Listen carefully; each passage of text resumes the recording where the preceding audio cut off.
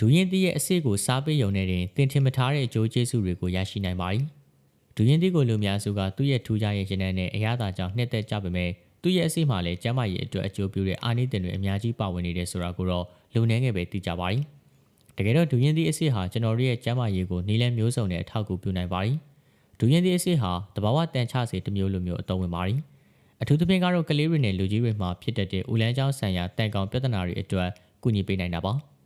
သူ့မှာပါဝင်တဲ့တက်တရှိုးကဦးလန်းချောင်းတွေကတန်ကောင်တွေကိုဖယ်ရှားပြီးတော့ဝမ်းကိုလည်းမှန်စေဖို့ကူညီပေးပါတယ်။ဒါကြောင့်မလို့ဝမ်းချုပ်တက်တဲ့သူတွေအနေနဲ့လည်းဒူရင်သီးအစစ်ကိုစားသုံးပေးခြင်းဖြင့်အစာချေစနစ်ကိုပုံမှန်ဖြစ်စေနိုင်ပါတယ်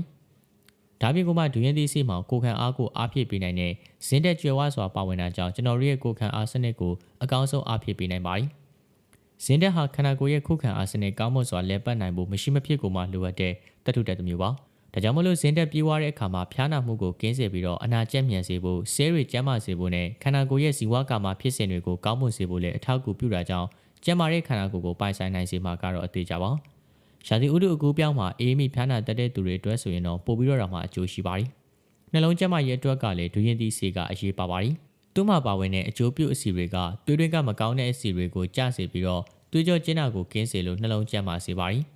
ဒါကြောင့်မလို့သွေးတို့ဖြစ်တာမျိုးကင်းစေတယ်လို့အသေးအဆီဖုံးတာမျိုးတွေလည်းမဖြစ်စေဖို့လည်းကာကွယ်ပေးပါတယ်။အောင်စရာကောင်းတာကတော့ဒူရင်သီးအသားမှပါတဲ့အဆီထက်အဆီမှပါတဲ့အဆီကကျန်းမာရေးကိုပို့ပြီးတော့အထောက်အကူပြုပေးနိုင်တယ်လို့ဆိုပါတယ်။ဒီအကျိုးပြုအဆီတွေကသွေးတွင်းကအကျိုးပြုကိုလက်စထရောပမာဏကိုမြင့်တင်ပေးပြီးတော့အကျိုးမပြုတဲ့ကိုလက်စထရောပမာဏကိုကျဆင်းစေပါတယ်။ဒါကြောင့်မို့လို့သွေးတွင်းကိုလက်စထရောတွေများပြီးတော့နောက်ဆက်တွဲကျန်းမာရေးပြဿနာတွေဖြစ်တဲ့နှလုံးသွေးကြောကျဉ်းတာလေဖြစ်တာမျိုးတွေကင်းဝေးစေဖို့ဒူရင်ဆေးကိုစားပေးသင့်ပါတယ်။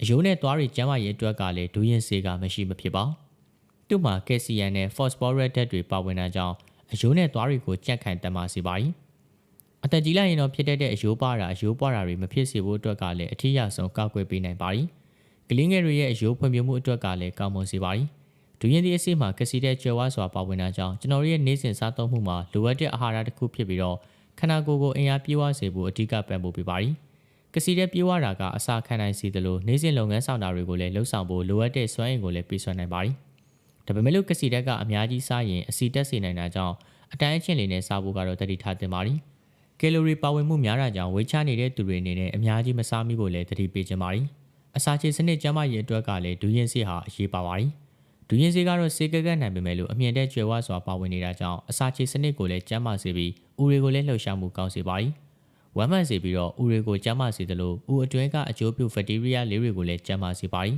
။ဥလန်းကြောင့်ကောင်းမွန်တာကြောင့်အာဟာရဆုပ်ယူမှုအတွက်ကလည်းပိုပြီးတော့ကောင်းမွန်လာမှာဖြစ်ပါတယ်။ဒါကြောင့်မလို့ဒီလိုမျိုးကျန်းမာရေးအတွက်ကိုအကျိုးကျေးဇူးများစွာရှိတဲ့ဒူရင်သီးဆေးကိုတင်းလဲစားသုံးကြည့်ဖို့ကျွန်တော်ကတော့အကြံပြုချင်ပါတယ်။